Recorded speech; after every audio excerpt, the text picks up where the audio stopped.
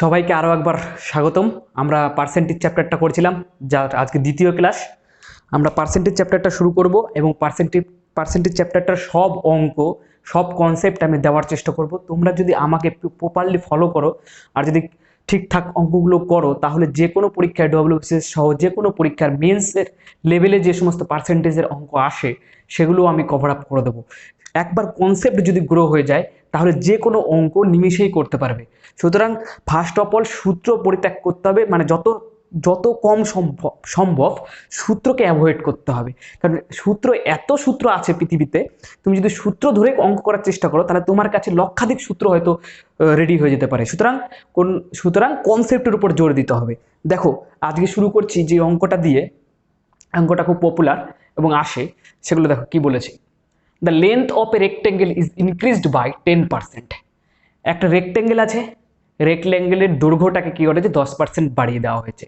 And breadth is decreased by 10%, এবং যে প্রস্থটা রয়েছে সেটাকে 10% কমিয়ে দেওয়া হয়েছে। Then find the percentage change in area. তাহলে বলেছে যে তাদের ক্ষেত্রফলের চেঞ্জ হবে। তো বলেছে ক্ষেত্রফলের কিরূপ চেঞ্জ হবে।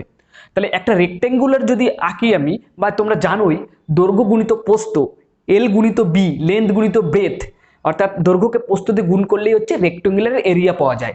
অর্থাৎ এল আর বি এইটাকে যদি আমি গুণ করি তাহলে আমি কি পাবো, এরিয়া পাবো। ঠিক আছে, এটুকু সবার মাথায় ক্লিয়ার।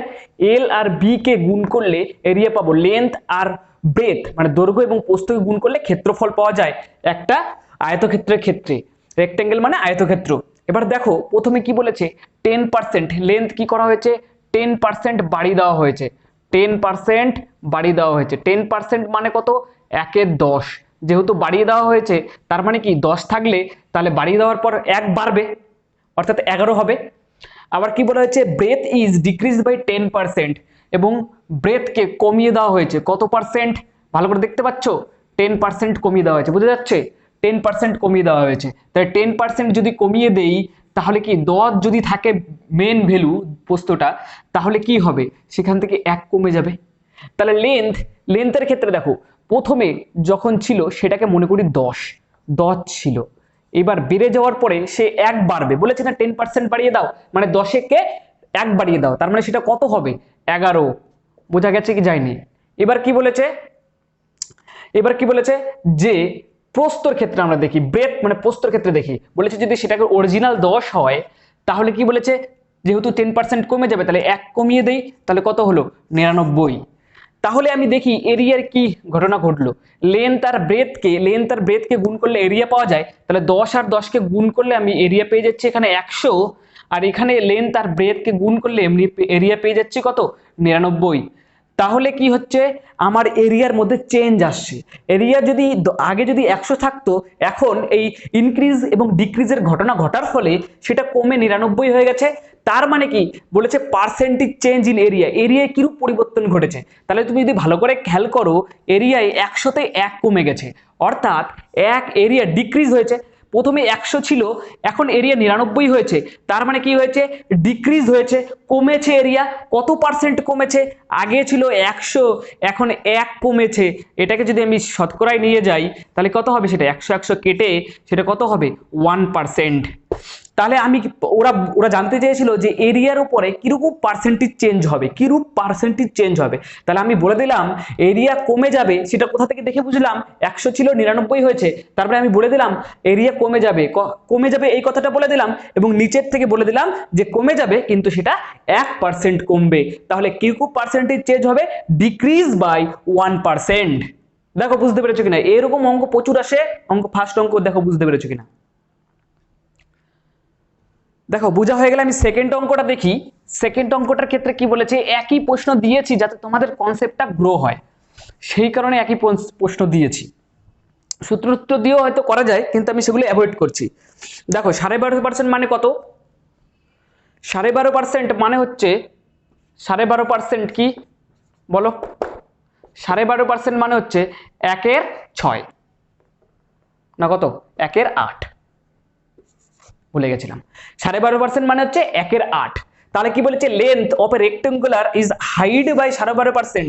তার মানে উচ্চতা হাইট মানে এখানে হাইটটা হচ্ছে ভার্ব, হাইট বাই 12.5%, মানে কি যে এটা পেসিভে লেখা আছে, তার মানে কি বলা আছে যে দৈর্ঘ্যটা 12.5% বেড়ে গেছে, and its breadth is increased by 33%, এবং প্রস্থটাও 33.5% বেড়ে গেছে। তার মানে কি দুটোই বেড়ে গেছে, দুটোই বেড়ে গেছে। আর পরেরটা কত 33.5%, 33.5% সমান সমান আমি কত লেখা শিখিয়েছি 1/3, এটাও বেড়েছে, দুটো জিনিসই বেড়েছে, হাইট বাই দৈর্ঘ্য বেড়েছে, প্রস্থও বেড়েছে, দুটো জিনিসই বেড়েছে। তাহলে যদি দুটো জিনিস বেড়ে থাকে তাহলে আগের দৈর্ঘ্যটা কত ছিল 8, এখন 1 বেড়েছে, এখন দৈর্ঘ্যটা হয়েছে 9, ঠিক কি না? তারপরে 3, আগের প্রস্থটা যদি আমি 3 ধরি, 1 বেড়ে গেছে, তাহলে প্রস্থটা কত হয়েছে 4। তাহলে যদি তুমি এখানে দেখো তাহলে কত হলো, আগের ক্ষেত্রফলটা কত, দৈর্ঘ্য গুণিত প্রস্থ 8 গুণিত প্রস্থ 24, পরেরটা কত 36। তাহলে কি 24 ছিল আগে এরিয়া, এখন হয়ে গেছে 36। তাহলে কি হচ্ছে এই পার্সেন্টেজ চেঞ্জ বের করতে বলেছে এরিয়ার, তাহলে অবশ্যই এরিয়ার পার্সেন্টেজ চেঞ্জ হয়েছে এবং এরিয়াটা বেড়েছে। কত পার্সেন্ট বেড়েছে সেটা বের করব। দেখো এখানে 24 আর 36 বেড়েছে, তুমি যদি মনে করো এটাও বড় হয়ে যাচ্ছে, এটা নিয়েও ক্যালকুলেশন করতে আমি পারবো না, তাহলে এই মাঝখানে একটা রেশিও চিহ্ন দিয়ে দাও এবং এটাকে যতবার কাটা যায় শতবার কেটে দাও। তাহলে 12 দিয়ে কাটলে 12 দুগুণ 24, 3 বারং 36। এই কথাটার মধ্যে দিয়ে কি বোঝা যায়, আগে যদি 2 থাকতো এখন এরিয়া বেড়ে হয়েছে 3। আমি এই 24 আর 36 নিয়েও ক্যালকুলেশন করব না, কারণ আমার তাও জটিল লাগছে, আমি করব না। তাহলে আমি কেটে দিলাম, এটাকে কেটে দিয়ে আমি 2 আর 3 বানিয়ে দিলাম। তাহলে কত বেড়েছে 1 বেড়েছে, কততে বেড়েছে 2 এ বেড়েছে, 1 এর 2 মানে কত 50%, তার মানে কি 50% ইনক্রিজ হয়েছে। দেখো বুঝতে পেরেছো কিনা, 2 থেকে 3 হয়েছে মানে কি 1 বেড়েছে, কার থেকে বেড়েছে 2 ছিল আগে, এখন 3 হয়েছে, 2 থেকে বেড়েছে, তার জন্য কত 50%, হাফ মানে 50%, সেটা সবাই জানো। দেখো বুঝতে পেরেছো কিনা, যদি বোঝা হয়ে থাকে তাহলে নেক্সট অঙ্কতে যাব। চলো দেখো বোর্ডে আরো 3টা আমি এই রিলেটেড অঙ্ক দিয়েছি, সব অঙ্কগুলো টুকে নাও আর নিচের লাইনটা বুঝতে পারছো কিনা জানাও, বুঝতে না পারলে আমি যখন বলবো তখন ঠিক করে নিও। যাই হোক শুরু করছি, দেখো 3 নম্বরেরটা। ও তার আগে একটা অঙ্ক লেন্থ আর ব্রেথের একটা অঙ্ক দিয়ে দিচ্ছি। ধরো একটা এই অঙ্কটা আমাকে আনসার বলবে কত হয়। লেন্থ আমি 20% বাড়িয়ে দিয়েছি, আর এটা লেন্থ বাড়িয়েছি, আর ব্রেথ বাড়িয়েছি ধরো আমি 30%, ধরো এটা কমিয়েছি। বুঝতে পারলো অঙ্ক? ভালো করে বলি, লেন্থ আমি 20% বাড়িয়েছি, ব্রেথ আমি কোন একটা রেক্ট্যাঙ্গেলের ব্রেথ আমি 30% কমিয়েছি। তাহলে তোমরা আমাকে কমেন্ট করে জানাবে যে এরিয়াতে কত পার্সেন্টের চেঞ্জ আসবে। সুতরাং যে জিনিসটাতে চেঞ্জ বের করতে বলবে কিনা, যে জিনিসটার উপর তোমাকে চেঞ্জ বের করতে বলবে, আর যে দুটো তোমাকে ভেরিয়েবল বলে দেবে দৈর্ঘ্য প্রস্থ যে যাই বলে দেখ না কেন, সেই দুটো তোমাকে খেয়াল করতে হবে। আমাকে অ্যাকচুয়ালি যে জিনিসটার পরিবর্তন আমাকে বের করতে বলেছে, এই অঙ্কটার ক্ষেত্রে আমি দেখছি এরিয়ার পরিবর্তন অঙ্ক আমাকে বের করতে বলেছিল। সুতরাং যে জিনিসটার পরিবর্তন আমাদেরকে বের করতে বলেছে, সেই জিনিসটা যে দুটো জিনিস বলে দিয়েছে তার উপরে কিভাবে নির্ভর করে, এই জিনিসটা যদি মাথায় একবার ঢুকে যায় তাহলে অঙ্কগুলো কিন্তু খুবই ইজি। দেখো ওরা লেন্থ আর ব্রেথ বলে দিয়েছে, আমাকে এরিয়া পরিবর্তন বের করতে বলেছে। সুতরাং আমি যদি একবার জেনে যাই যে এরিয়াটা কিভাবে লেন্থ আর ব্রেথের উপর নির্ভর করে, তাহলে আমি সহজেই বের করতে পারবো। সুতরাং আমরা এরিয়া ইকুয়াল টু জানি রেক্ট্যাঙ্গেলের ক্ষেত্রে লেন্থ ইনটু ব্রেথ, যেটা আমি বলে দিয়েছি। যাই হোক দেখো পরের অঙ্কটা করি, 3 নম্বর অঙ্কটা। Every side of A square has been reduced. বলেছে একটা স্কোয়ার আছে মানে বর্গক্ষেত্র আছে, যার প্রত্যেকটা সাইডকে, প্রত্যেকটা বাহুর দৈর্ঘ্যকে 40% কমিয়ে দেওয়া হয়েছে। তাহলে by what percentage the area of square decreases. তাহলে বলেছে যদি প্রত্যেকটা বাহুকে 40% কমিয়ে দিই তাহলে যে স্কোয়ারটা আছে সেই স্কোয়ারটা আর ক্ষেত্রফলটা কত পার্সেন্টেজ কমবে। অর্থাৎ আমরা এখন খেয়াল করব যে জিনিসটা, অর্থাৎ এরিয়াটা বের করতে বলেছে, এরিয়াটা আর যে জিনিসটা বলে দিয়েছে লেন্থ বাহু, সেটার উপর কিভাবে নির্ভর করে। বর্গক্ষেত্রের বেলায় তোমরা সবাই জানো যে বাহুকে 2 বার গুণ করলে, অর্থাৎ বাহু স্কোয়ার করলে বর্গক্ষেত্রের ক্ষেত্রফল পাওয়া যায়। তাহলে আমি 40% বাড়িয়ে দেওয়ার কথা বলা হয়েছে, কোথায় কি হলো, হ্যাঁ 40% বাড়িয়ে দেওয়ার কথা বলা হয়েছে। তাহলে 40% মানে কত আমরা জানি, কত বলো, নিচে 100 উপরে 40, তারপরে 2/5। এটা কমিয়ে দেওয়ার কথা বলা হয়েছে, কমিয়ে দেওয়া বলেছে। তাহলে আমরা যদি বাহুটাকে সাইড মনে করি, ঠিক আছে সাইড মনে করি, তাহলে সাইড যদি আগে 5 থাকতো, এখন বলেছে 40% কমিয়ে দাও, 5 এর 2 মানে কত, সেটা যদি কমিয়ে দেই তাহলে 3 থাকবে। তাহলে এইটা পেয়ে গেলাম। তাহলে আমি এরিয়া এর উপর নির্ভর করে কিভাবে, 5 এর স্কয়ার কত, আমরা যদি বাহুকে স্কয়ার করলে এরিয়া পাওয়া যায়, তাহলে আমি প্রথমে বাহুটা পেয়েছি 5, তাকে স্কয়ার করি কত পেলাম 25, আর পরে বাহুটা পেয়েছি 3, তাকে স্কয়ার করি 9। তার মানে কি দেখতে পাচ্ছ যে আগে এরিয়াটা 25 ছিল, এখন সেটা কমে 9 হয়ে গেছে। তার মানে কি এরিয়াটা ডিক্রিজ করেছে, কমেছে। এবার কত পার্সেন্ট কমেছে সেটা বের করি। দেখো সেটা যদি বের করতে যাই, আমরা কত কমেছে সেটা আগে দেখি। আগে 25 ছিল, এখন 9 হয়েছে। তাহলে কত কমেছে, 16 কমেছে। কোথা থেকে কমেছে, 25 থেকে কমেছে। তাহলে এটা সমান সমান কত, এটাই আমার রেসপেক্টিভ হচ্ছে তোমার যে করে ফ্র্যাকশন। তাহলে এটাকে, এইটা যেহেতু আমি বলিনি, তাহলে এটাকে যদি আমি পার্সেন্টেজে নিয়ে যাই, তাহলে সরাসরি 100 দিয়ে গুণ করব।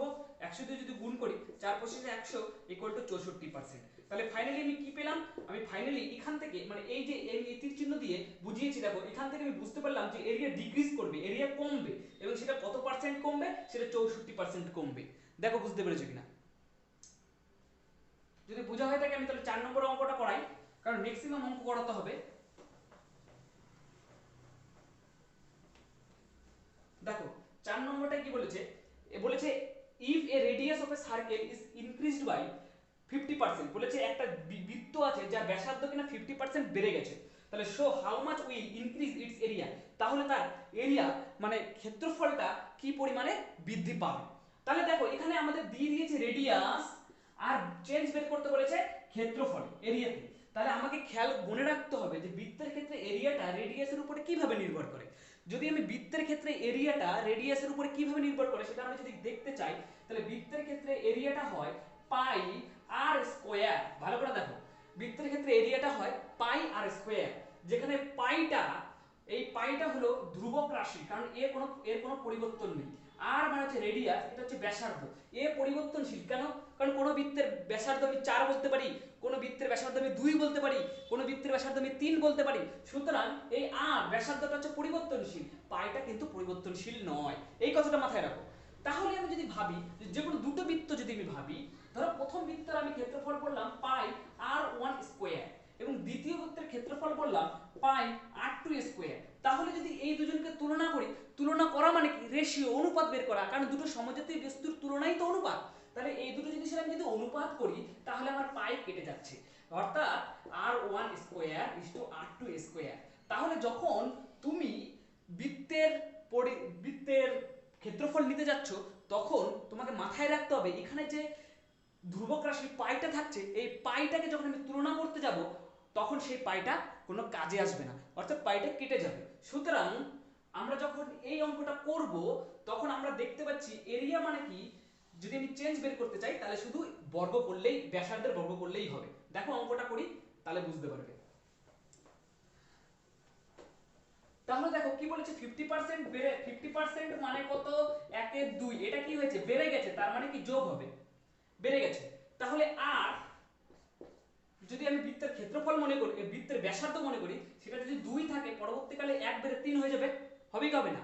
যদি 3 হয়, তাহলে তার এরিয়াটা কিভাবে নির্ভর করবে, তার স্কয়ার করলে হয়ে যাবে, কারণ আমরা কি জানি পাই আর স্কয়ার, যেখানে পাইটা কোনো ভ্যালু রাখে না, কোনো মূল্য রাখে না। তাহলে সুতরাং এরিয়া পেতে গেলে, আর থেকে এরিয়া পেতে গেলে আমাকে শুধু এইটাকে স্কয়ার করলেই হয়ে যাবে। তাহলে এখানে পাচ্ছি কত 4, আর এইটাকে স্কয়ার করলে পাচ্ছি কত 9, অর্থাৎ আগে এরিয়া ছিল 4, এখন এরিয়া হয়েছে 9, অর্থাৎ 4 আর 9 হয়েছে। তার মানে এরিয়া বেড়ে গেছে। কত পার্সেন্ট বেড়েছে আমরা দেখেই বুঝতে পারছি, 5 বেড়েছে।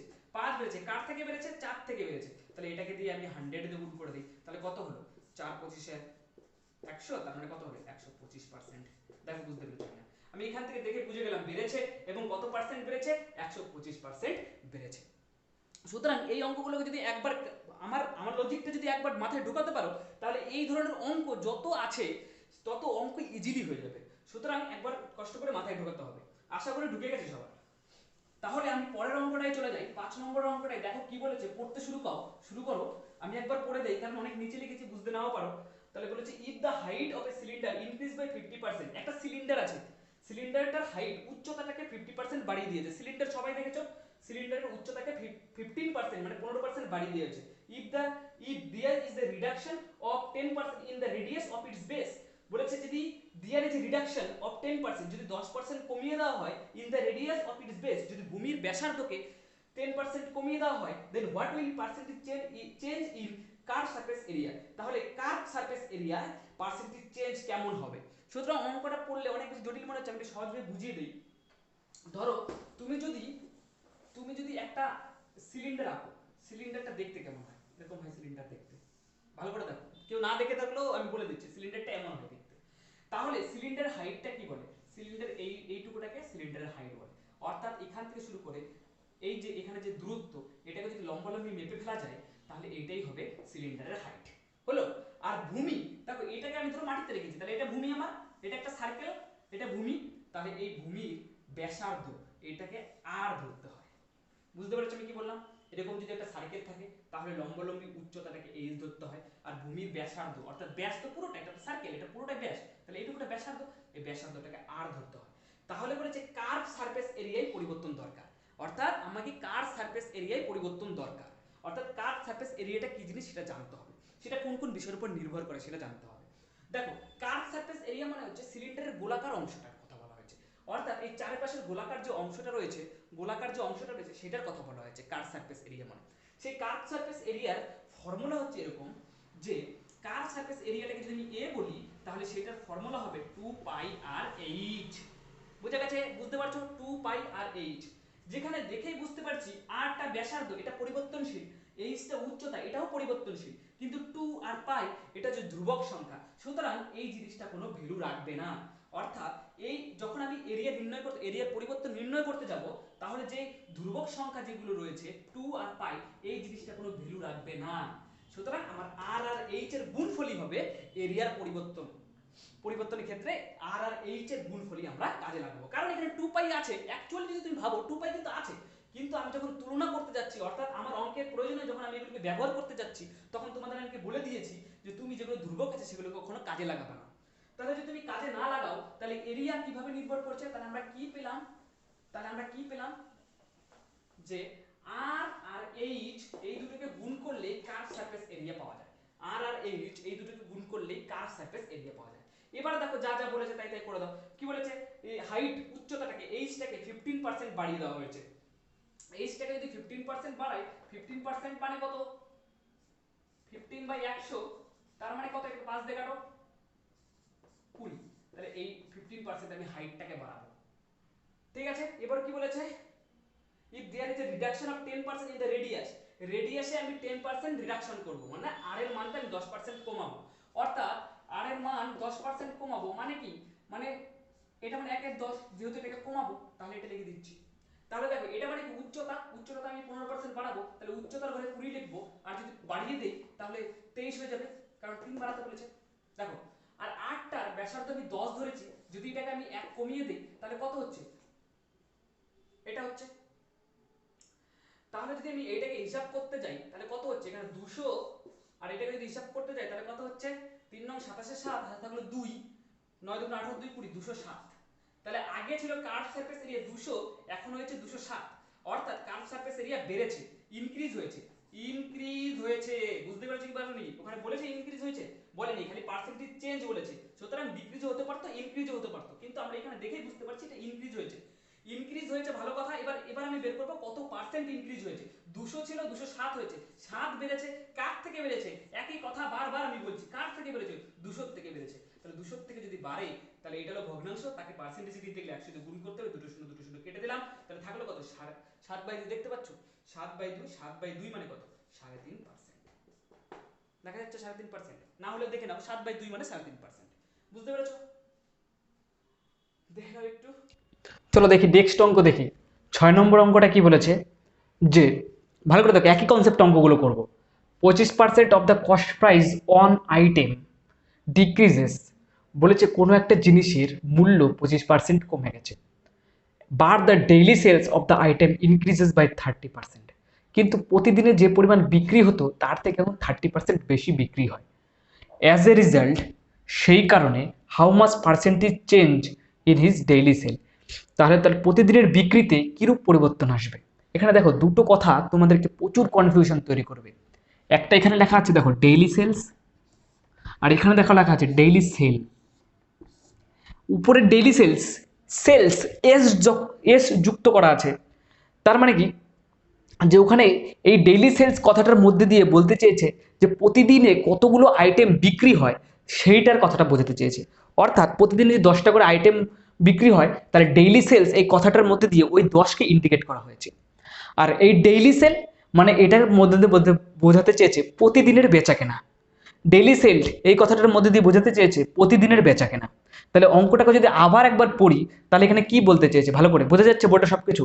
হ্যাঁ, তাহলে কি বলি যে cost price of an item decreases, বলেছে কোনো একটা জিনিস বা যে জিনিসটা কোনো দোকানে বিক্রি করছে সেই জিনিসটার কস্ট প্রাইস বা মূল্য 25% কি হয়েছে, ডিক্রিজ হয়েছে, কমে গেছে।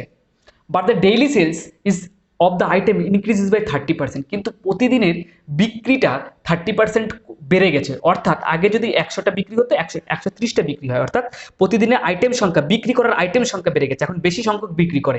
অ্যাজ এ রেজাল্ট সেই কারণে how much percentage change in his daily sale, তাহলে রেজাল্টে যে প্রতিদিনের বেচাকেনায় তার কত কিরূপ পরিবর্তন আসবে, অঙ্কটা বোঝা গেছে?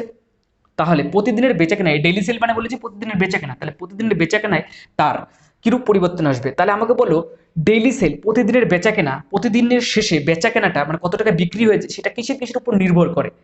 এক, তোমার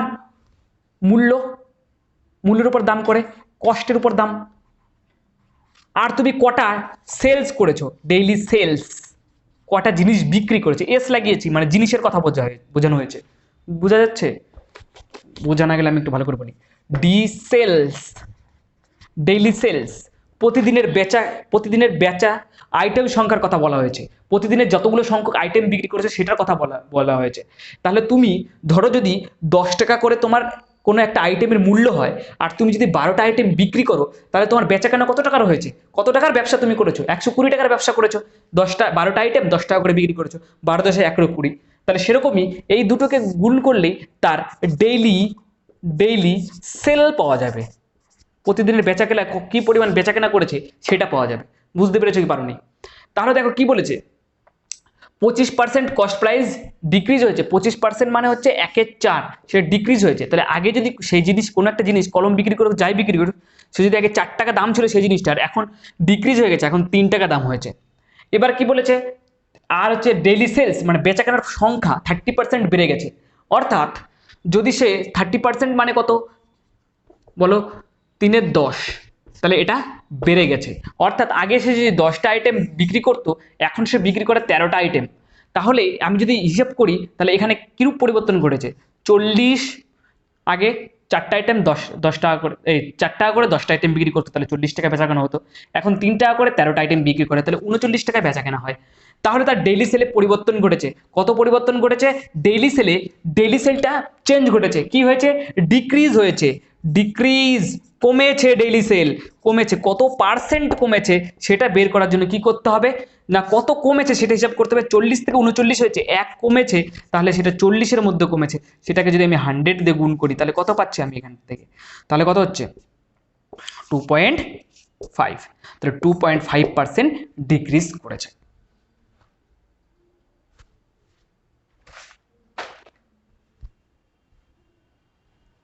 দেখো বুঝতে পারছো না, দেখা হয়ে গেলে আমি পরের অঙ্কটা শুরু করি। 2.5% ডিক্রিজ করেছে, তাহলে আমি এখানে যে জিনিসটার পরিবর্তন বের করতে বলেছিল সেই জিনিসটা উপরে দুটো বিষয়ের উপর কিভাবে নির্ভর করে সেটা পেয়ে গিয়ে আমি এই জিনিসটা করে ফেলেছি। তাহলে পরেরটার ক্ষেত্রে দেখি পারি কিনা। একই রকম একই ধরনের অঙ্ক করাচ্ছি।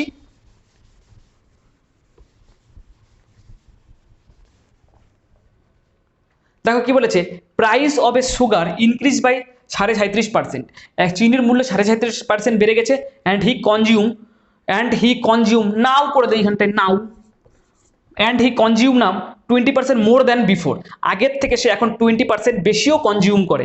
তাহলে চেঞ্জ ইন এক্সপেন্ডিচার অন সুগারের এক্সপেন্ডিচারে কিরকম চেঞ্জ এসছে সেটা বের করতে হবে। অর্থাৎ চিনির দাম তো বেড়ে গেছেই, সে এখন আগের থেকে 20% বেশিও ব্যবহার করে। তাহলে বলেছে তার তো অবশ্যই তার খরচের তো পরিবর্তন হবেই, তাহলে সেই খরচের পরিবর্তনের শতকরা হার নির্ণয় করতে বলেছে তোমাকে। অর্থাৎ আমরা জানি যে সুগারের এক্সপেন্ডিচারটা এর আগেও এরকম অঙ্ক করিয়েছি, কিন্তু সেগুলোতে আমি বলেছিলাম যে হচ্ছে আমি কনজিউমটাকে মানে এক্সপেন্ডিচারটাকে পরিবর্তন করতে চাই না, সেটা আলাদা কেস ছিল। কিন্তু সেখান থেকে তো আমরা একটা জিনিস বুঝেছিলাম যে কি, সেটা হচ্ছে যে তোমার যে করে প্রাইস চিনির দাম আর হচ্ছে আমি কি কনজিউম সি, কনজিউমটাকে যদি গুণ করি তাহলে এক্সপেন্ডিচার পাই। তাহলে দেখো এক্সপেন্ডিচারের পরিবর্তন বের করতে বলেছে, এখানে তাকাও ই বের করতে বলেছে, এক্সপেন্ডিচারের পরিবর্তন করতে বলেছে, সেটা পি আর সি কে গুণ করলেই পাওয়া যায়। তাহলে যে জিনিসটার পরিবর্তন বের করতে বলেছে সেই দুটো উপরের দুটো বিষয়ের উপর কিভাবে নির্ভর করে, কারণ কি গুণ করলেই পাওয়া যায়, সেটা বুঝে গেলাম, অঙ্ক আমার শেষ হয়ে যাবে। এবার কি বলেছে 37.5% বেড়ে গেছে, 37.5 মানে কত, 3/8, প্রাইজের মূল্য 37.5% বেড়ে গেছে। আর কনজিউম নাম 20% মোর দেন বিফোর, কনজিউমও সে 20% বাড়িয়ে দিয়েছে, 20% মানে 1/5, সে কনজিউমার 20% বাড়িয়ে দিয়েছে। তাহলে দেখো প্রাইস যদি আগে 8 হতো, এখন 3% বাড়িয়ে দেওয়ার ফলে সেটা কত হয়ে গেছে, সরি 3 বাড়িয়ে দেওয়ার ফলে সেটা 11 হয়ে গেছে। আগে যদি কনজিউম সে 5 করতো, এখন 1% বেড়ে যাওয়ার জন্য সেটা কত হয়ে গেছে, 6 হয়ে গেছে। তাহলে যদি আমি এক্সপেন্ডিচারের পরিবর্তনটা আনতে চাই তাহলে আমি কি বলবো, হ্যাঁ এক্সপেন্ডিচারটার পরিবর্তনটা যদি আনতে চাই তাহলে এখানে 40, এখানে কত হবে, গুণ করলে 66, 6×66। তাহলে কিরূপ পরিবর্তন ঘটেছে, তাহলে এটাকে দিয়ে কাটাকাটি করা, তাহলে আমি ছোট করার জন্য আমি কি করলাম, 40 থেকে 66 হয়ে গেছে, তাহলে এটাকে 20 করে দিলাম, এটাকে কি করে দিলাম, 33 করে দিলাম। তাহলে 33, 20 থেকে এখন খরচটা 20 ছিল, আগে 20 খরচ হতো, এখন 33 খরচ হয়।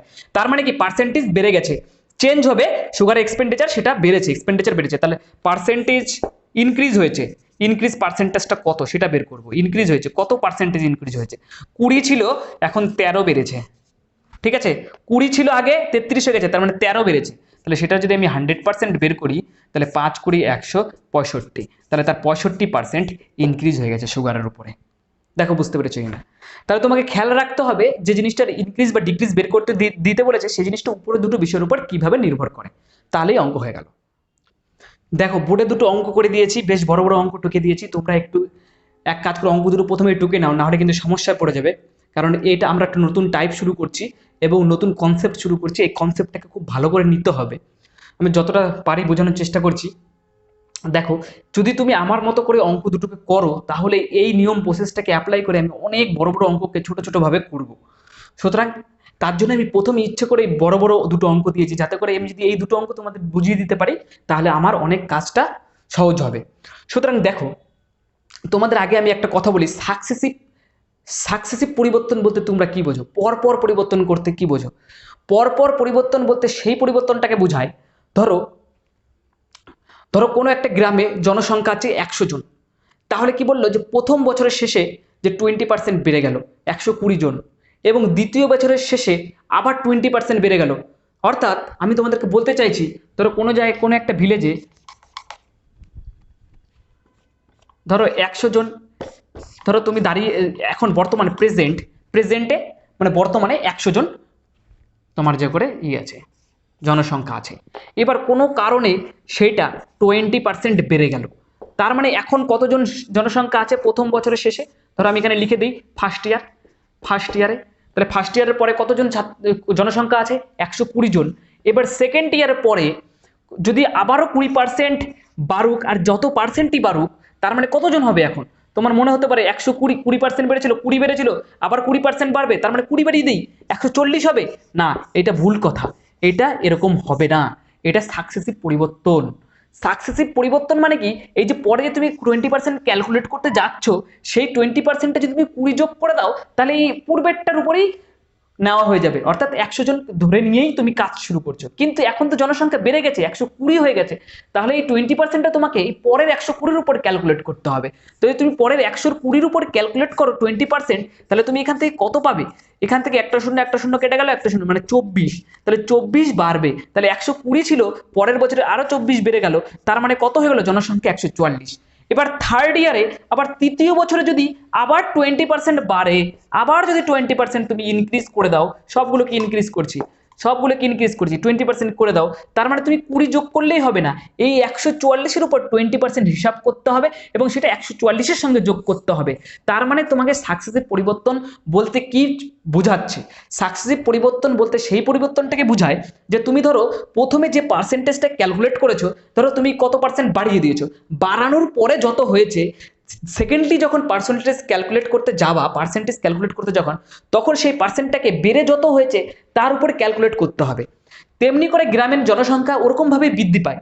ধরো এখন বর্তমানে 100 জন জনসংখ্যা আছে, পরের বছর 20% বেড়ে গেল, 120 জন হয়ে গেল। এবার পরের বছরে 20% যখন বাড়বে, তখন ওই 20%টা তো 120-র উপর ক্যালকুলেট করতে হবে। তো অর্থাৎ দ্বিতীয় বছর শেষে তাহলে কতজন হয়ে যাবে? 144 জন হয়ে যাবে। এইটাকে বলা হয় সাকসেসিভ ক্যালকুলেশন, সাকসেসিভ চেঞ্জ। তাহলে কি বলেছে, সে গাছের বৃদ্ধি হোক, পপুলেশনের পরিবর্তন হোক, জনসংখ্যার পরিবর্তন হোক, যাই হোক না কেন, তাহলে সেটা যদি সাকসেসিভ পরিবর্তন হয় তাহলে সেটাকে এইভাবে করতে হয়। দেখো কি বলেছে, আমি করার নিয়মটা বলে দিচ্ছি। দুটো বড় বড় অঙ্ক দিয়েছি, কিন্তু করার নিয়মটা বলে দিচ্ছি। প্রথমে মানেটা বুঝিয়ে দিই।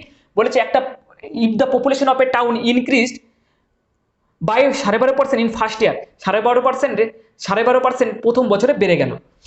প্রথম বছর শেষে কত পার্সেন্ট বেড়ে গেল? অঙ্ক দেখো, অঙ্ক করার নিয়ম দেখো, অত না বুঝলেও হবে, অঙ্ক করার নিয়ম জানলে অনেক অঙ্ক সহজ হয়ে যাবে। 12.5% বাড়লো প্রথম বছর শেষে। 12.5% মানে কত বলো? 12.5% মানে হচ্ছে 1/8, ঠিক। তারপরে কত আছে? 33.5%।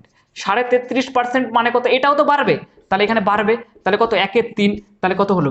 বেড়ে গেল। তাহলে আমার ফার্স্ট কাজ হবে, এই যে দেখো একদম সেম যেভাবে করছি, অনেক বড় অঙ্ক, অনেক বড় বড় ভাবে করে অঙ্কটা পুরো হেজিয়ে যায়। সুতরাং আমার মতো করে করো, তাহলে একদম কনসেপ্ট ক্লিয়ার হয়ে যাবে। তাহলে কি হচ্ছে দেখো, প্রথম বছরের পরে যদি 8 জন জনসংখ্যা নিয়ে যদি আমি শুরু করি, তাহলে বলেছে প্রথম বছরে 1 জন বেড়ে যাবে, তার মানে কতজন জনসংখ্যা হয়ে যাবে? 9 জন। এবং যদি দ্বিতীয় বছরে জনসংখ্যাটা 3 হয়, এক বছর শেষে 3 হয়, তাহলে দ্বিতীয় বছরের শেষে 1 বেড়ে যাবে, তাহলে কত হবে? জনসংখ্যা 4। তাহলে এইটাকে আমি গুণ করব। তাহলে এখানে দেখো একটা কলাম পেয়েছি, এই যে একটা কলাম পেয়েছি, আর এখানে একটা কলাম পেয়েছি। যদি কাটাকাটি করা যায় তাহলে কাটাকাটি করে দিতে হবে, রেশিওতে যেমন করেছি। তাহলে 3 1 3, 3 3 9, 4 1 4, 4 2 8। পজিশন যাই থাকুক, কাটাকাটি করা গেলে কাটাকাটি করে দিতে হবে। তাহলে 2 গুণিত 1 করলে 2 পেলাম, আর 3 গুণিত 1 করলে 3 পেলাম, মাঝখানে একটা রেশিও চিহ্ন দিয়ে দিলাম। তাহলে এখানে যে একটা অনুপাত বেরিয়েছে প্রশ্ন, এই অনুপাতটা কিসের অনুপাত বেরিয়েছে?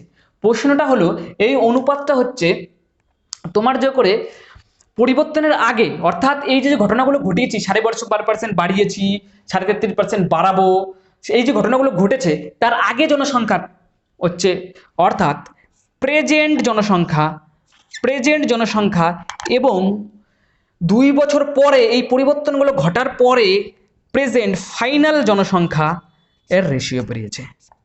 বোঝা গেছে? যায়নি? তাহলে প্রেজেন্ট পপুলেশন আর ফাইনাল পপুলেশনের রেশিও বেরিয়েছে। প্রেজেন্ট পপুলেশন আর ফাইনাল পপুলেশনের রেশিও বেরিয়েছে, অর্থাৎ আমার বর্তমান পপুলেশনের আর 2 বছর পরে যে ফাইনালি যে পপুলেশনটা পাবো, এই ঘটনাগুলো ঘটার পরে ফাইনালি যে পপুলেশনটা পাবো, ফাইনালি যে জনসংখ্যাটা পাবো, শেষে 2 বছরের শেষে যে জনসংখ্যাটা পাবো, তার রেশিও বেরিয়েছে। এবার ঘটনা কি, আমাকে এখন কিসের কি বলে দিয়েছে, কি ডাটাটা বলে দিয়েছে? বলে যে পপুলেশন আফটার 2 ইয়ার্স বিকাম 2700, 2 বছর পরে 2700 জনসংখ্যা হবে। মানে আমাদেরকে ফাইনাল জনসংখ্যা কত হবে, 2 বছরের শেষে জনসংখ্যা কত হবে, সেটা 2700 দিয়ে দিয়েছে। সুতরাং আমরা যদি রেশিওর দিকে তাকাই, ফাইনালের রেশিও কোনটা? 3। তাহলে 3 বরাবর 2700 দিয়ে দিয়েছে। তাহলে 3 বরাবর যদি 2700 হয়, তাহলে 1 বরাবর কত? 900। তাহলে আমাকে প্রেজেন্ট বর্তমান পপুলেশনটা বের করতে হবে। বর্তমান পপুলেশনের রেশিও কত? 2। তাহলে 2 এর সঙ্গে 9 গুণ করলাম, কত হলো? 1800। তাহলে তাহলে আমাদেরকে কত, এই 3টাকে কার সঙ্গে ইকুইভ্যালেন্ট করতে হবে? এই 3টাকে 900 এর সঙ্গে ইকুইভ্যালেন্ট করতে হবে, যেরকম ভাবে রেশিও চ্যাপ্টারে শিখেছি। 2700 এর সঙ্গে ইকুইভ্যালেন্ট করতে হবে, কারণ 2700 বলা আছে। তাহলে এটাকে করলে আমি এখান থেকে কত পাবো? 900 পাবো। তাহলে এখান থেকে যদি আমি এই দুইটাকে যদি আমি অরিজিনালি পেতে চাই, তাহলে 900 দিয়ে গুণ করতে হবে 1800। তাহলে এখন বর্তমান প্রেজেন্ট পপুলেশন কত? 1800। দেখো বুঝতে পেরেছো কিনা? প্রেজেন্ট পপুলেশন আর হচ্ছে ফাইনাল পপুলেশন রেশিও। এখন প্রেজেন্ট পপুলেশন হচ্ছে 1800। 3, তাছাড়াও তুমি রেশিও নিয়মে করতে পারো 3 বরাবর 27, তাহলে 2 বরাবর কত হবে?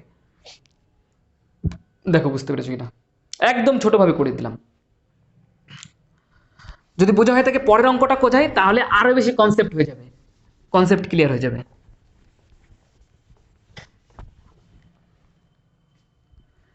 কি বলেছে? If the population of a town increase 16.2 in first ইয়ার, প্রথম বছরে 16.2 বেড়ে গেছে।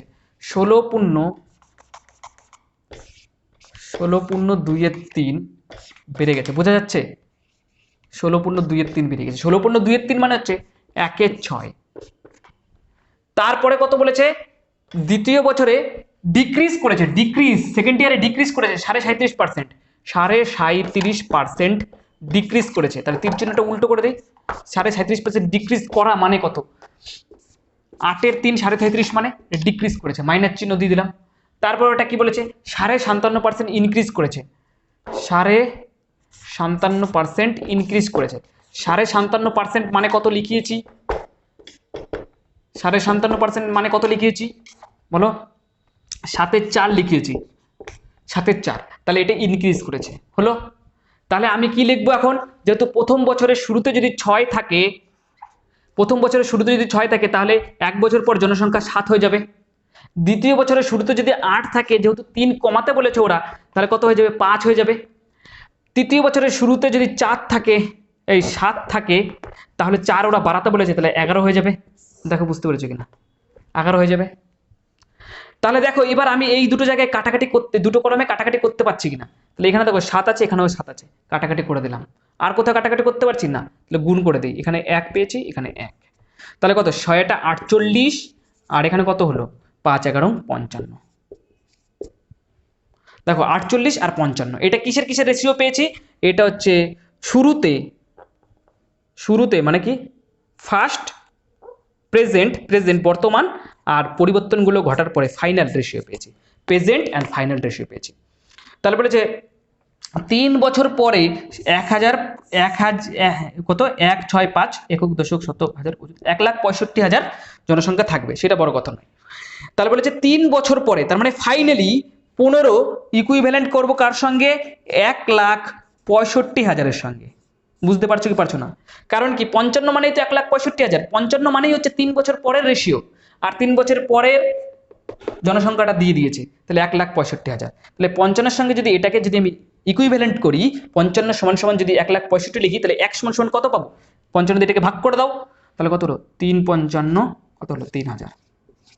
বুঝতে পেরেছি কি পারোনি, তাহলে 3,000 যদি হয়, তাহলে এই 48 বরাবর কত পাবো, তাহলে এটাকেও 3,000 দিয়ে গুণ করতে হবে, তাহলে 3,000 দিয়ে গুণ, 3 এটা 24, 4 হাতে থাকলো 2, 14। তাহলে এটা হলো আমার প্রেজেন্ট পপুলেশন। দেখো বুঝতে পেরেছো কিনা, দেখো বোর্ডে আরো দুটো অঙ্ক টুকে দিয়েছি, তোমাদের এই টাইপস না বুঝিয়ে আমি আজকের ক্লাস শেষ করব না, তোমাদেরকে মাথায় এই টাইপসটা ঢুকাবোই, তারপরে অন্য কথা। দেখো কি বলেছি, সুতরাং ছোট ছোট পাতি পাতি অঙ্ক করিয়ে শুধু শুধু মুড নেওয়ার কোনো লাভ নেই। এত বড় বড় এই কঠিন কঠিন অঙ্ক জিনিসগুলো যদি সহজ সহজভাবে তোমাদের মাথায় ঢুকাতে পারি, তাহলে অনেক বেশি কাজ আমার সহজ হয়ে যাবে। সুতরাং দেখো কি বলেছে, বলেছে একটা পপুলেশন কোনো এক জায়গায় 2 বছর আগে কোনো একটা শহরে 62,500 জন লোক ছিল, due to migration to big cities, মানে সেখান থেকে লোকজন বড় সিটিতে চলে যাচ্ছে। It decreases every years at the rate of 4%, প্রতি বছর 4% করে লোক চলে যাচ্ছে। Find the present population of the town, টাউনের বর্তমান পপুলেশন কত। অর্থাৎ প্রথম বছরের শেষেও 4% লোক চলে গেছে, দ্বিতীয় বছরের শেষেও 4% লোক চলে গেছে, কারণ কি 2 বছর আগে বলেছে, 2 বছর আগের পপুলেশন দিয়ে বলে দেওয়া আছে, বর্তমান পপুলেশন বের করতে বলেছে, মানে 2 বছরের ঘটনাটা ঘটেছে। তার মানে প্রথম বছরেও 4% লোক চলে গেছে, দ্বিতীয় বছরেও 4% লোক চলে গেছে, দিয়ে বলেছে যে বর্তমান লোক তাহলে এখন কত। তোমরা এটা অনেকভাবে করতে পারো, কিন্তু দেখো যদি আমার এই মেথডটা একবার মাথায় ঢুকে যায়, তাহলে এর থেকে ইজি আর কিছু হবে না। তো সুতরাং কি বলেছে যে প্রতি বছর 4% করে ডিক্রিজ করছে, তাহলে প্রতি বছর 4% করে ডিক্রিজ করছে, 4% করে ডিক্রিজ করা মানে কত, 4% করে ডিক্রিজ করা মানে এটা মানে 1-এর 25 করে ডিক্রিজ করছে। তাহলে প্রথম বছরে যদি 25 জন লোক নিয়ে এসে লোক থাকতো, তাহলে প্রথম বছর পরে একজন কমে 24 জন লোক আছে, কারণ 4% চলে গেছে। দ্বিতীয় বছরেও বলেছে যে তুমি যে 4%ই কমে, তার মানে দ্বিতীয় বছরেও যদি 25 জন লোক থাকতো, তাহলে একজন চলে গিয়ে 24 জন থাকতো, কারণ দুটো বছরই তো একই ঘটনা ঘটেছে, তাহলে আমি একই লিখতে পারি। তাহলে এইটাকে গুণ করলে, আমি কাটাকাটি তো করতে পারছি না, তাহলে এটাকে গুণ করলে কত পাচ্ছি 625, আর এটাকে 24 গুণ করলে কত পাচ্ছি 576। তাহলে এই যে একটা রেশিও পেয়েছি, এই রেশিওটা কিসের রেশিও, এখানে এসে হয়তো তোমাদের আগের দুটো অঙ্ক বুঝতে অসুবিধা হয়েছে, আমি ইচ্ছা করেই কঠিন অঙ্ক দিয়েছি, কারণ আমি এই মেথডটা শেখানোর সময় কঠিন থেকে ধীরে ধীরে সহজে যাব, বারবার এই কথাটাই বলছি। দেখো এবার কি বলেছে, আমি তাহলে এটাকে সহজভাবে বোঝানোর জন্য আমি বলে দিই, এই 625টা হচ্ছে আগের আগের ইস টু পরের রেশিও, আগের ইস টু পরের রেশিও, আগের ইস টু পরের রেশিও, বোঝা যাচ্ছে? আগের ইস টু পরের রেশিও মানে কি, আগে মানে শুরুতে যত ছিল সেইটা, আর এই পরিবর্তনগুলো ঘটার পরে যেটা হয়েছে সেইটার রেশিও এটা। বিফোর ইস টু আফটার, এটা রেশিও, আগের ইস টু পরের রেশিও। বলেছে কি যে 2 বছর আগে 65,500 জন লোক ছিল, তার মানে কি 625 ইজ ইকুইভ্যালেন্ট টু 62,500। তাকে বুঝতে পারছো কি পারছো না? তাহলে 600 ইজ ইকুইভ্যালেন্ট টু 62,500।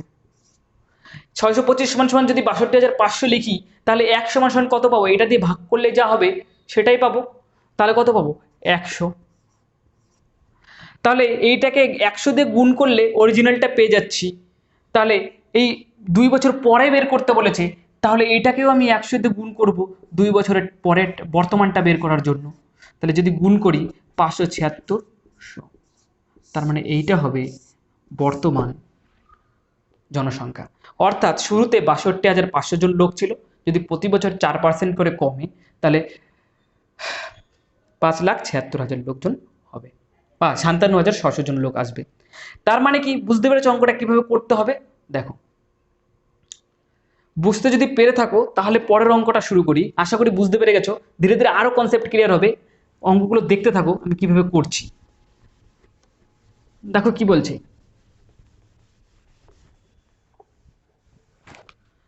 কি বলেছে দেখো, a papaya tree was planted 2 years ago. একটা পেঁপে গাছ 2 বছর আগে লাগানো হয়েছে, ভালো কথা। It grows at the rate of 20%। বলছে প্রতি বছর সে 20% করে বেড়ে যায়। অর্থাৎ প্রথম বছরের শেষে 20% বেড়ে যা হয়, দ্বিতীয় বছরের পরে আবার 20% বেড়ে যায়। বলেছে যদি বর্তমানে সেই পেঁপে গাছটার হাইট 540 সেমি হয়, at the present the height of the পেঁপে গাছ ইজ 540 সেমি, তাহলে what is it when the tree was planted. তাহলে যখন গাছটাকে লাগানো হয়েছে তখন গাছটার উচ্চতা কত ছিল, অর্থাৎ 2 বছর আগের উচ্চতাটা তোমাকে চেয়েছে। তাহলে একই প্রতি বছর 20% করে বেড়ে যায়। 20% মানে কত? 20% করে বাড়ে, তার মানে আমি এইটা লিখবো প্রথমেই। 20% করে বাড়ে, তার মানে এটাকে আমি কি লিখবো? 1/5 বাড়ে বলে এখানে প্লাস চিহ্ন। তাহলে প্রথম বছরে 5 থাকলে দ্বিতীয় বছর শেষে সেটা 6 হবে। আবার পরের বছরে যদি আবার 5 থাকে, যেহেতু একই পার্সেন্টে বাড়ছে, তাহলে সেটাও 6 হবে। দেখো বুঝতে পারছো কি পারছো না? এটাও প্রথম বছরের ঘটনা, এটা তার পরের বছরের ঘটনা। কারণ কি, দুটো বছরেই তো 20% করে বাড়ছে, তাহলে আমি এটা লিখেই দিতেই পারি। তাহলে কাটাকাটি তো করা যাচ্ছে না, তাহলে এটা 25, এটা হচ্ছে 36। দেখো বুঝতে পেরেছো কি না? এটা হচ্ছে আগে, এটা হচ্ছে পরে। এটা হচ্ছে 20% পরিবর্তন হওয়ার আগের ঘটনা, আর 20% পরিবর্তন হওয়ার পরের ঘটনা। তাহলে এখন আমাকে দেখতে হবে কি দেওয়া আছে। ইফ বলেছে, if at the present the height of the tree is 540, বলছে বর্তমানে 540 সেমি তার উচ্চতা, অর্থাৎ 20% বৃদ্ধি পাওয়ার পরে তার উচ্চতা হচ্ছে 540 সেমি। তার মানে যদি আমি ভাবি, তাহলে এই 36 ইকুইভ্যালেন্ট 540 লিখে দেবো। 36 ইকুইভ্যালেন্ট আমি কি লিখবো? এদিকে নিচে দেখো, 36 ইকুইভ্যালেন্ট 540 লিখবো। এখান থেকে একটু উপরে লিখি, 36 ইকুইভ্যালেন্ট 540 লিখবো। 540 যদি লিখি, তাহলে 1 ইকুইভ্যালেন্ট কত হবে? 540 ভাগ 36। যদি এটাকে দিয়ে কাটি তাহলে কত হবে? 36 একে 36, আর কত থাকছে? 36 একে 36, তাহলে থাকছে 54 না? তাহলে 18, 180, 5 36 180। তাহলে কত হলো? 1 রেশিও সমান সমান 15। তাহলে 25 রেশিও সমান সমান কত হবে সেটা বের করে ফেলতে হবে। তাহলে 25কে 15 দিয়ে গুণ করতে হবে। 25কে যদি 15 দিয়ে গুণ করো, 25কে 10 দিয়ে গুণ করলে 250, আর 5 25 175, তাহলে হচ্ছে 375। হ্যাঁ, 5 5 25-এর 5 হাতে থাকলো 2, 25কে 15 দিয়ে গুণ করে বসিয়ে দাও। 5 5 25-এর 5 হাতে থাকলো 2, তাহলে কত হলো? 5 একে 5, 5 2 10, 10 + 15 হাতে 2, 17, 7 হাতে থাকলো 1, 3, 375 সেমি। দেখো বুঝতে পেরেছো কিনা? তার মানে কি, তাহলে 25 বের করতে বলেছে, তাহলে 25 বেরিয়ে গেল তো 375 সেমি। তাছাড়াও এই অঙ্কটাকে আমি আরো শর্টকাটের জন্য আমি এরকম ভাবে করি। দেখো বুঝতে পারছো কি পারছো না? 36 মানে কত? বলেছে 2 বছর পরে মানে বর্তমানে তার উচ্চতাটা হচ্ছে 540, মানে 36 মানে হচ্ছে 540। এই 36 সঙ্গে কত গুণ করলে 540 পাওয়া যায়, ভাগ করে দেখতে হবে। তাহলে 36 একে 36, মানে 1 রেশিও বরাবর যে কাজটা করি সেই কাজটা এখানে করছি। তাহলে 5 36-এ 180। তাহলে এইটাকেও 15 দিয়ে গুণ করলে আমার অরিজিনালটা পাওয়া যাবে। তাহলে 25কে 15 দিয়ে গুণ করলে কত হচ্ছে? আমি কত বের করেছিলাম? 375। তাহলে কত? এটা ছিল আগের, মানে ঘটনাগুলো ঘটার আগের রেশিও, মানে যখন গাছটা লাগিয়েছি, বৃদ্ধি যখন হয়নি তখনকার রেশিও ছিল এটা। আর সেটাই তো বের করতে বলেছে, যখন গাছটাকে লাগানো হয়েছে তখনই সেটা বের করো। সেটা বের করে দেখলাম, সেটা 375 সেমি হচ্ছে। দেখো বুঝতে পেরেছো কিনা। বোর্ডে এই রিলেটেড আরো দুটো অঙ্ক দিয়েছি, অঙ্ক দুটো একটু দেখে নাও কি বলেছে। এই রিলেটেড অঙ্ক দিয়েছি কারণ এই প্রসেসটা তোমাদের শিখতেই হবে, কারণ এই প্রসেসটা যদি একবার শেখা হয়ে যায় কত যে অঙ্ক ইজি হয়ে যাবে তোমরা ধারণা করতে পারবে না। দেখো কি বলেছে,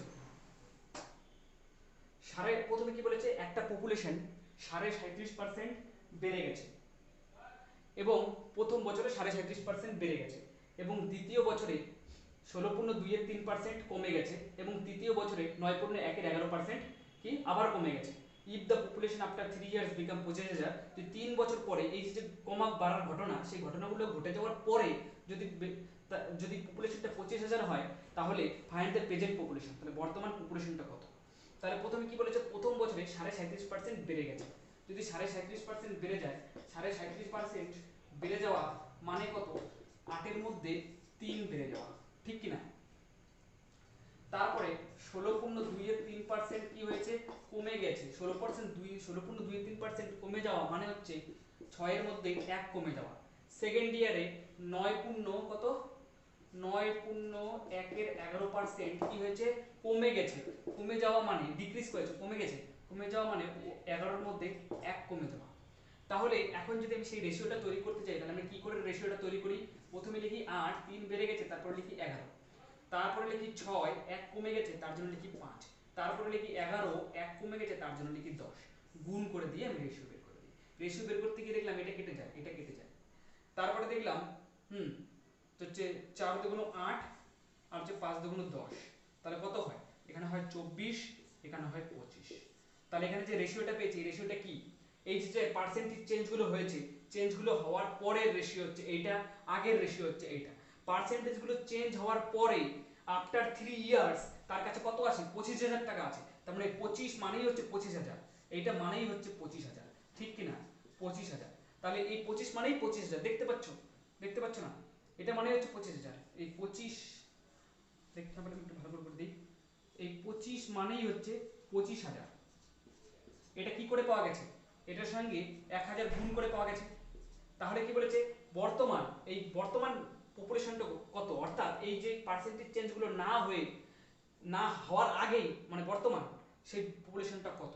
তাহলে পরেরটা যদি এটা হয়, তাহলে পরেরটা 1,000 দিয়ে গুণ করে পাওয়া গেছে, তাহলে এটাও 1,000 দিয়ে গুণ করে পাওয়া যাবে। তাহলে কত হবে পপুলেশন, 24,000। দেখো বুঝতে পেরেছো কিনা, দেখো বুঝতে পেরেছো কিনা, 24,000 হবে পপুলেশন, দেখা যাচ্ছে 24,000 হবে পপুলেশন। কি করে বের করলাম, একদম সোজা। আমি একটু বোর্ডের একটু ছোট্ট পার্ট নিয়ে করছি বলে অনেক বড় মনে হচ্ছে, কিন্তু তোমরা খাতায় যদি করো লম্বা একটুখানি একটু জায়গার মধ্যে হয়ে যাবে। তাহলে দেখো এই অঙ্কটা বুঝে গেছো, আশা করি পপুলেশনের বাড়া কমার অঙ্কগুলো আশা করি বুঝে গেছো, বুঝেছো কি বোঝনি জানিও। তো এবার আমি এই অঙ্কগুলোর সাথে আরো অঙ্কে রিলেট করব, আরো অঙ্কগুলোকে সম্পর্কযুক্ত করার চেষ্টা করব। দেখো পরের অঙ্কটা কি বলেছে, এখন দেখবে এই প্রসেসটাকে কাজে লাগিয়ে আমি কত ধরনের অঙ্ক করি। দেখবা কি বলেছে, পরের অঙ্কটাতে কি বলেছে, দেখো কি বলেছে, a father give 33% to his son, 33% তার ছেলেকে দিয়ে দিল 33%, এবং spend 50% of the remaining on clothes, এবং তার কাছে যা থাকলো সেই টাকার 50% সে ক্লোথসের উপর খরচা করলো। In last he left with rupees 1270, লাস্টে তার কাছে 1270 টাকা আছে। ফাইন্ড হিজ ইনকাম, তার ইনকামটা কত। অর্থাৎ এই অঙ্কটাকে কি এই অঙ্কের সঙ্গে রিলেট করা যায়, অবশ্যই করা যায়। এই অঙ্ক তো তুমি 37.5% যখন প্রথম বছরে বাড়িয়ে দিলা, বাড়িয়ে দেওয়ার পরে তোমার কাছে যা থাকলো, পরের বছর যখন ক্যালকুলেট করতে গেলা তখন সেই বাড়াটার উপরে ক্যালকুলেট করলা 16, তারপর 16.2-3%, সেখানে বললে সেটা ডিক্রিজ করছে, অর্থাৎ কমে গেছে। কমে যাওয়ার পরে যেটা তোমার কাছে থাকলো সেটার উপর 9.1-11 ক্যালকুলেট করলা। অর্থাৎ কোনো পার্সেন্টেজ বেড়ে গেলে সে বেড়ে যাওয়ার পরে যা পাচ্ছ তার উপরে আবার তার পরেরটা ক্যালকুলেট করছো, অথবা কোনো পার্সেন্টেজ কমে গেলে তারপরে কমে যাওয়ার পরে যা পাচ্ছ তার উপরে তার পরেরটা ক্যালকুলেট করছো। ঠিক তেমনি একটা বাবা যদি 33.5% তার ছেলেকে দিয়ে দেয়, তাহলে এই যে বলেছে রিমেইনিং, তার কাছে যা 33% দিয়ে দেওয়ার পরে তার কাছে যা থাকলো, অর্থাৎ 33% ক্যালকুলেট করে দিয়ে দেওয়ার পরে সেটাকে বিয়োগ করে ইনকাম থেকে তার কাছে যেটা থাকলো সেইটা 50% হচ্ছে সে দিয়ে দেয়। অর্থাৎ কোনো একটা পার্সেন্টেজ ক্যালকুলেট করার পরে তার কাছে রিমেইনিং যা থাকলো তার উপরে না 50% ক্যালকুলেট করে তাকে তাকে ক্লোথসের উপর খরচা করতে হবে। অর্থাৎ এই প্রসিডিওরগুলোকে তখনই লাগানো যায় যখন ধরো তুমি কোনো কিছু পার্সেন্টেজ বাড়িয়ে দিলা, বাড়িয়ে দেওয়ার পরে যা হলো তার উপরে আবার পার্সেন্টেজ ক্যালকুলেট করবা, তখন এটাকে অ্যাপ্লাই করা যায়। অর্থাৎ আবার কোনো জায়গায় কমিয়ে দিলা, কমিয়ে দিয়ে যেটা পেলা তার উপরে আবার পার্সেন্টেজ ক্যালকুলেট করবা, তাহলে এই প্রসেসটিকে অ্যাপ্লাই করতে পারবে। তাহলে বাবার ক্ষেত্রে আমি এখানে কি দেখতে পাচ্ছি, বাবা 33.5% ইনকামের থেকে দিয়ে দিল, অর্থাৎ ইনকাম থেকে 33.5% কমিয়ে দিয়ে তার কাছে যা থাকলো তার মধ্যে সে 50% তার ছেলেকে দিল। সুতরাং এই প্রসেসটিকে অ্যাপ্লাই করাই যায়। তার জন্য এখানে এই রিমেইনিং কথাটা সব থেকে বেশি গুরুত্ব। তাহলে 33.5% সে তার ইনকাম থেকে দিয়ে দেয়, অর্থাৎ এটা ডিক্রিজ ঘটে। দিয়ে দেওয়া মানে কি, ডিক্রিজ ঘটে, তার মানে 1 এর 3 যদি ইনকাম থাকে তাহলে 1 তার ছেলেকে দিয়ে দিচ্ছে। তার কাছে বাদ বাকি যা থাকলো 50% সেটা সে খরচা করে দেয়। খরচা করা মানে ডিক্রিজ, তাহলে কমিয়ে দিল, তাহলে 1 এর 2 মানে 2 যদি তার কাছে পড়ে থাকে সে 1 দিয়ে দেবে। বোঝা গেল কি গেল না? তাহলে আগেরটার সঙ্গে রিলেট করো, তার কাছে যদি 3টা ইনকাম হতো, 1 টাকা তার ছেলেকে দিয়ে দিয়েছে, থাকলো কত, 2 টাকা। পরে যদি তার কাছে 2 টাকা থাকতো, 50% সে ক্লোথসের উপর খরচা করে দিয়েছে, তার থাকতো কত তার কাছে, 1 টাকা। তাহলে এই 2 2 কেটে দাও, তাহলে 2 2 যদি কেটে দাও এখানে 1 পড়ে থাকবে, এখানে 1, তাহলে এখানে কত থাকবে 3, এখানে থাকবে কত 1। তাহলে এখানে এই যে 3:1 পেয়েছি, এটা কিসের রেশিও বলো তোমরা, এটা কিসের রেশিও? এটা হলো ইনকাম এবং এই 33%, 50% দেওয়ার পরে যেটা থাকলো সেটা হচ্ছে এটা। অর্থাৎ ইনকামের রেশিও হচ্ছে 3% এবং 33.5% ছেলেকে 50% কাপড়ের উপর খরচা করে তার কাছে যে জিনিসটা থাকলো সেই জিনিসটা রেশিও হচ্ছে 1। তার এবার বলেছে যে তার কাছে 1270 টাকা আছে, তার মানে 1 মানেই 1270, 1 মানেই 1270, 1 মানেই 1270। তাহলে এই 1 এর সঙ্গে 1270 গুণ করলে না 1270 পাওয়া যায়, তাহলে এর সঙ্গে 1270 গুণ করতে হবে, তাহলে তো অরিজিনাল ইনকামটা পাবো। 300 3 21 1 হাতে থাকলো 2, 3710 টাকা। দেখো 3710 টাকা। তাছাড়া তোমার একটা কাজ করতে পারো, এক ইউনিট সমান 1270 পেয়েছো, তাহলে 3 ইউনিট সমান বের করে দাও, যেটা রেশিওতে করেছো। সেটাকে আমি সহজে করার জন্য আমি 1 যেহেতু 1270, তার মানে 1 এর সঙ্গে 1270 গুণ করলে 1270 পাওয়া যায়। তাছাড়া 1270 কে 1 দিয়ে ভাগ করো, 1270 পাচ্ছি। এগুলো 1 রেশিও ব্যাপার, তোমরা জানো। তার মানে কি 3 এর সঙ্গে 1270 গুণ করলে অরিজিনালটা পাওয়া যাবে, অরিজিনাল ইনকাম কত সেটা পাওয়া যাবে। দেখো বুঝতে পেরেছো কিনা? দেখো কি বলেছে, Leighton gives 20% of his income to Sham. Liton কি করলো, 20% তার ইনকাম শ্যামকে দিয়ে দিল, and spend 12.5% of the remaining money on ফুডের উপরে সে বাদ বাকি যে টাকা থাকলো, তার মানে তার যা ইনকাম তার 20% সে শ্যামকে দিয়ে দিয়েছে। এবার বাদ বাকি যে রিমেইনিং দিয়ে দেওয়ার পরে যা থাকলো তার 12.5% স্পেন্ড করেছে এন্ড অন ফুডের উপরে, and 14.2% of the remaining on transport.